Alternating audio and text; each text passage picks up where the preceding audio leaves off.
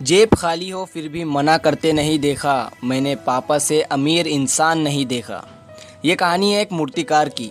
एक गांव में एक मूर्तिकार रहा करता था जो कि बहुत ही खूबसूरत मूर्तियां बनाया करता था और वो उन मूर्तियों से अच्छे खासे पैसे भी कमा लिया करता था।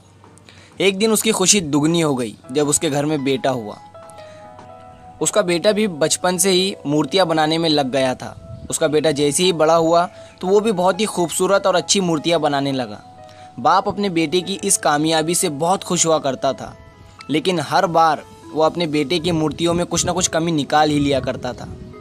वो कहता था कि ये मूर्ति बहुत अच्छी बनी है, लेकिन अगली बार इस गलती को सुधार लेना। बेटा भी अपनी बाप की सलाह को मानकर बात मान लेता था और जब दूसरी मूर्ति बनाता था तो अपने पूरे दिल से बनाया करता था। और इस तरह वो अपनी मूर्तियों में सुधार करते करते करते करते इतना आगे बढ़ जाता है कि उसकी मूर्तियाँ बहुत ही ज़्यादा कीमत में बिकनी शुरू हो जाती है और उसके बाप की मूर्तियाँ वही पुरानी कीमत में ही बिकती है। लेकिन अब भी उसका बाप उसकी मूर्तियों में कुछ ना कुछ कमी निकाल ही लिया करता था।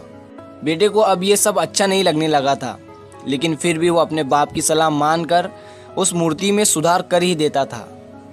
लेकिन एक दिन उसके बेटे के सब्र ने इम्तिहान दे ही दिया और उसने अपने बाप से कहा कि आप तो ऐसा कहते हैं कि जैसे कि आप बहुत ही बड़े मूर्तिकार हैं, और अगर आप बहुत बड़े मूर्तिकार होते तो आपकी मूर्तियाँ मेरी मूर्तियों से कम कीमत में नहीं बिकती। बाप ये सुनकर खामोश हो गया और अब से उसने अपने बेटे को सलाह देना बंद कर दिया।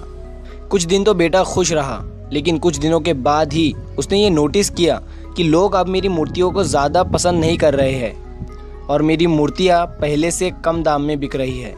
थोड़ी देर तक बेटा बहुत परेशान हुआ, लेकिन फिर उसने ये समस्या अपने बाप को बोली, अपने बाप को बताई। बाप ने बेटे को बहुत ही शांति से सुना, मानो जैसे उसे पता था कि पहले ये सब होने वाला है। बेटे ने भी इस बात को नोटिस किया और अपने बाप से कहा कि क्या आपको ये पता था कि मेरे साथ ये सब होने वाला है? बाप ने कहा हाँ। फिर बेटे ने पूछा तो फिर आपने मुझे समझाया क्यों नहीं? बाप ने कहा कि तुम समझना नहीं चाहते थे और मैं भी पहले इस हालात से टकरा चुका हूँ। तो बेटे ने कहा कि अब मुझे क्या करना चाहिए? तो बाप ने कहा कि जब मैं तुम्हारी मूर्तियों में कमियां निकाला करता था, गलतियां निकाला करता था, तो तुम अपनी मूर्तियों से सेटिस्फाई नहीं होते थे और अपने आप को बेहतर करने की कोशिश करते रहते थे। वही बेहतर करने की कोशिश तुम्हारे कामयाबी का कारण था, और जिस दिन मैंने तुम्हारी मूर्तियों में कमियां निकालना बंद कर दिया तो तुम अपनी मूर्तियों से सेटिस्फाई होने लगे और अपने आप को बेहतर नहीं कर पा रहे थे, जिस वजह से तुम्हारे मूर्तियों के दाम भी बहुत कम हो चुके थे और लोग तुम्हारी मूर्तियों को पसंद भी बहुत कम करने लगे थे। बाप की ये सीख बेटे के बहुत काम आई। हमेशा अपने काम को बेहतर बनाते रहो, अपने काम में सुधार करते रहो।